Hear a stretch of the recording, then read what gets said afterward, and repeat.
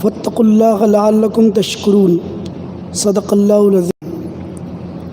بہت ہی احترام کے قابل بزرگوں، نوجوانوں، عزیز ساتھیوں، آج کے اس درس میں چونکہ یوم البدر کا اتفاق ہوا ہے، 17 رمضان ہے، تو مناسب سمجھا گیا کہ بدر کے تعلق سے مختصر سی تاریخ آپ حضرات کے سامنے آنی چاہیے۔ مسلمان جہاں فلموں کو اور سیریلوں کو دیکھ کر کے تاریخی پسمر کو دیکھ کر کے اسے یاد رکھتے گئے، وہیں اسلامی جنگیں جو صرف مدافعت اور اشاعت اسلام کے لیے کی گئی، جنگ کا مقصد قتل غارت گری نہیں ہوتا تھا، اسی لیے اصول جنگ میں بچوں کو، عورتوں کو اور عبادت کرنے والوں کو، چاہے وہ کسی بھی مذہب کا ہو، بالکل ہاتھ نہ لگانے کا حکم تھا۔ میں نے جو آیت تلاوت کی، اس میں اللہ تعالیٰ نے بدر میں مدد کرنے کے تعلق سے فرمایا کہ اللہ نے بدر والوں کی مدد کی جبکہ وہ قسم پرسی کے عالم میں تھی، تو اللہ سے ڈرو، شاید کہ تم شکر گزار بندے بن جاؤ۔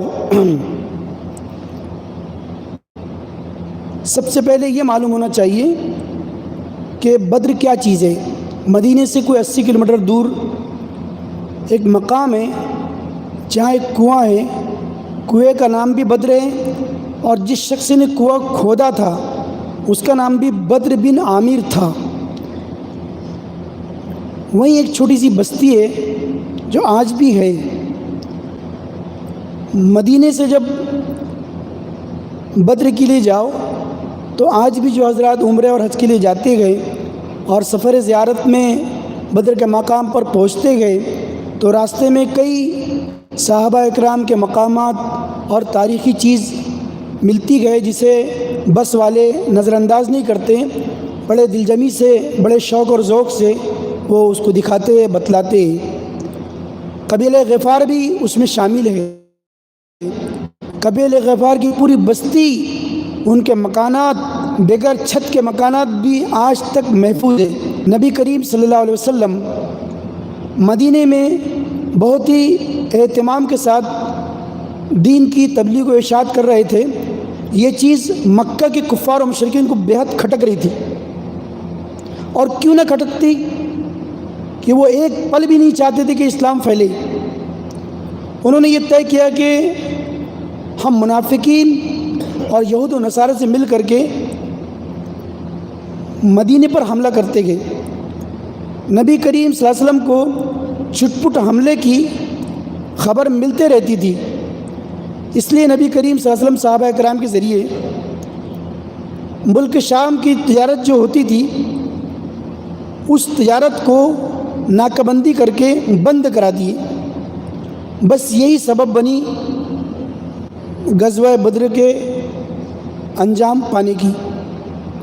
چونکہ حقہ پانی بند ہو گیا، مکہ والوں کی پریشانی بڑھ گئی، انہوں نے 1000 لشکر کے ساتھ بدر کے مقام پر جنگ کو انجام دینے کا پروگرام بنائے۔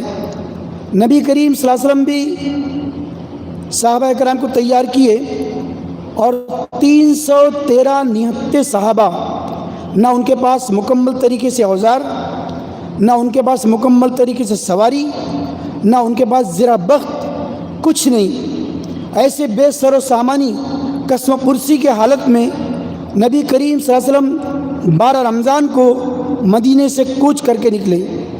12 رمضان کی بات آئی تو میرے استاد محترم حضرت مولانا عبداللہ اظہری جو ابھی 12 رمضان کو وصال فرما گئے، ماشاءاللہ آپ ان کو پہلے سے جانتے ہیں، ایک 30 سالہ ان کا ناگپور سے تعلق رہا۔ خود میرا مدرسہ ادارہ باقی الصالحات شروع میں جب ہم نے اس کی بنیاد رکھے تو ہمارے امام صاحب قاری خلیق صاحب خود ہم لوگ جا کر کے ان کو سرپرستی کی دعوت دیے، انہوں نے ہمارے مدرسے کی سرپرستی قبول کیے اور 20 سال تک کے مسلسل سرپرستی کرتے رہے، رہنمائی کرتے رہے، وابستگی رہی۔ اللہ تعالیٰ ان کی قبر کو نور سے بھر دیں۔ انہوں نے 40 سال مسلم شریف اور 50 سال امام تراویح کے روپ میں اور امام تراویح کی حیثیت سے قرآن مجید کو سنایا۔ بہرحال 12 رمضان کی وجہ سے مجھے ان کی اچانک یاد آ گئی۔ 12 رمضان کو نبی کریم صلی اللہ علیہ وسلم اس سفر کو لے کر کے نکلے اور دھیرے دھیرے پہنچتے ہوئے یعنی 80 کلومیٹر صحابہ کرام کو چلنے کے لیے 5 دن لگا۔ جب یہ وہاں پہنچ گئے تو سب سے پہلے نبی کریم صلی اللہ علیہ وسلم نے سب بندی کیے اور اپنے حجرے میں جا کر کے وہ تاریخی دعا کیے کہ کسی پیغمبر کی آج تک جرت نہیں ہوئی کہ وہ اللہ کے سامنے اس طریقے سے اس انداز سے دعا کرے۔ وہ تاریخی دعا ہے کہ اللہ کے رسول صلی اللہ علیہ وسلم جب آپ کے حجرے میں گئے اور سجدہ ریز ہو کر کے گئے، اے اللہ یہ 313 مٹھی بھر مسلمان آج اگر انہیں فتح نہیں ہوتی تو قیامت کی صبح تک اس سرزمین پر کوئی سجدہ کرنے والا نہیں رہے گا۔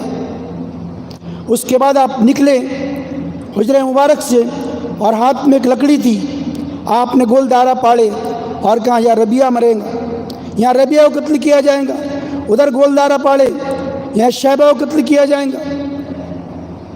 اس طریقے سے آپ نے ان دشمنان اسلام کو جو بڑے چوٹی کے دشمن کہلاتے تھے ان کی نشاندہی کی اور اللہ تعالیٰ نے مسلمانوں کی تسلی کے لیے کہ 1000 کو دیکھ کر کے کہیں گھبرا نہ جائے 1000 فرشتے کا پہلے وعدہ کیے اور مختلف روایت سے یہ ملتا ہے کہ 1000 فرشتے کا نزول ہوا تھا اور 3000 اور 5000 تسلی کے لیے اللہ تعالیٰ نے کہا تھا کہ وقت پڑے گا تو ہم 3000 اور 5000 بھی فرشتوں کا نزول کریں گے۔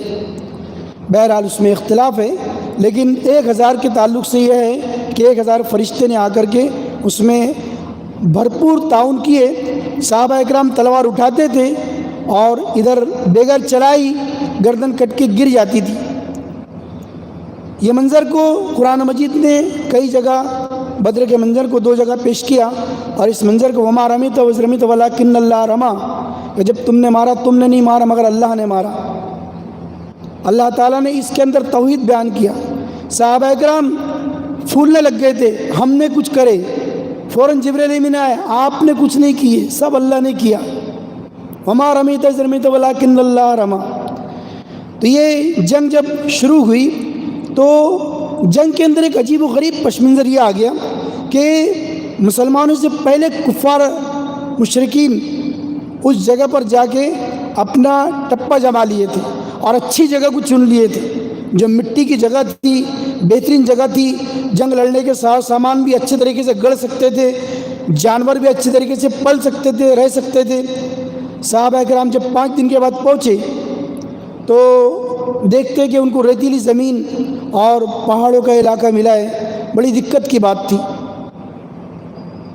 چنانچہ اللہ تعالیٰ نے سب سے پہلے دعا جو قبول کی اس کا مظاہرہ اس طریقے سے ہوا کہ باران رحمت نازل ہوئی، بارش ہوئی، ایسی بارش ہوئی کہ ان کی زمین پر دلدل، کیچڑ، چلنا مشکل، اور یہاں ریت جس پر چلنا مشکل تھا بارش کی وجہ سے چلنا آسان، گرم گرم پہاڑ بارش کی وجہ سے ٹھنڈے ہو گئے۔ یہ سب سے پہلی بندی کے پاس جب جنگ ہوئی تو کفار و مشرکین باوجود 1000 کے مایوس ہو گئے تھے، کیونکہ دلدل، کیچڑ، ان کے گھوڑے کی ٹاپے کیچڑ، ان کے سر و سامان کیچڑ میں، ان کے پیر کیچڑ میں، ان کی حالت کو بارش نے خراب کر دی تھی۔ نتیجہ یہ ہوا کہ جنگ شروع ہوئی اور بہت کم مدت میں بڑے بڑے سرما کو کیفر کردار تک پہنچا دیا گیا اور واصل جہنم کر دیا گیا۔ ان کے 70 مارے گئے اور 70 قید ہوئے، اور مسلمانوں کی تو بہت ہی کم، صرف 14 شہید ہوئے تھے۔ آپ اندازہ لگائیے کہ کہاں 70 اور کہاں 14، اگر 313 سے بھی موازنہ کریں 65 میں نہیں بیٹھتا۔ اس کے بعد جنگ ختم ہونے کے بعد اسلام کا جو بہترین پہلو ہے وہ آپ دیکھیے، قیدی ہاتھ میں آئے 70، اور ان 14 شہیدوں میں بھی صرف 6 مہاجر کے تھے اور 8 انصار کے۔ تو میں یہ کہہ رہا تھا کہ اس کا لباب دیکھیے کہ نبی کریم صلی اللہ علیہ وسلم نے اعلان کیا کہ 2 4 کو قیدیوں کو اپنے اپنے ذمے لے لو، اور رعایت کرتے ہوئے اگر وہ کوئی فدیہ دیتے گئے، کوئی معاوضہ دیتے، ان کو آزاد کر دو، اگر ان کے پاس کم ہے تو بھی آزاد کر دو۔ اور اس کے بعد فرمایا کہ جو پڑھے لکھے ہیں ان سے کہو کہ وہ ہمارے 10 بھائیوں کو تعلیم دے، زبان سکھائے، عبرانی تبرانی زبانیں سکھائے، اور جب وہ زبان سیکھ لیں تو اس کے بدلے ان کو آزاد کر دے۔ یہ ہے اسلام، یہ اسلام کی تعلیم، اور یہ علم کا کس طریقے سے پرچار اور ارشاد نبی کریم صلی اللہ علیہ وسلم نے کیا کہ جہاں آپ چاہتے تو ان کو قید بند کرتے، ان کو صحبتیں اور تکالیف دیتے، لیکن آپ نے ایسا نہ کرتے ہوئے ان کے ساتھ انتہائی رعایت کی۔ آئے تھے وہ لڑنے کے لیے، قید ہوئے، ان کے ساتھ انتہائی رعایت کیا گیا، اور رعایت کر کے ان سے جو چیز حاصل کی گئی وہ تعلیم حاصل کی گئی، علم حاصل کیا گیا۔ اس سے معلوم ہوا کہ مسلمانوں نے تعلیم کو صف اول پہ رکھا ہے۔ جنگ کے میدان میں بھی اگر نچوڑ نکالا جائے تو تعلیم نکلتی ہے۔ محترم دوستو بزرگوں، 17 رمضان کو مسلمانوں کو اس جنگ کا تذکرہ کرنا چاہیے، یاد دہانی ہونا چاہیے، ہمارے نئے نسلوں کو معلوم ہونا چاہیے آج کیا ہوا تھا اور ہم کہاں کھڑے ہوئے۔ اللہ تعالی ہم سب کو بتائے باتوں پر سمجھنے کی اور سمجھ کر عمل کرنے کی توفیق نصیب فرمائے۔ وآخر الحمدللہ رب العالمین۔ اللہم صلی علی سیدنا انت السلام و منک السلام تبارک یا ذا الجلال والاکرام۔ الہ العالمین، ہمارے گناہوں کو معاف فرما، ہمارے اگلے پچھلے تمام کوتاہیوں کو معاف فرما۔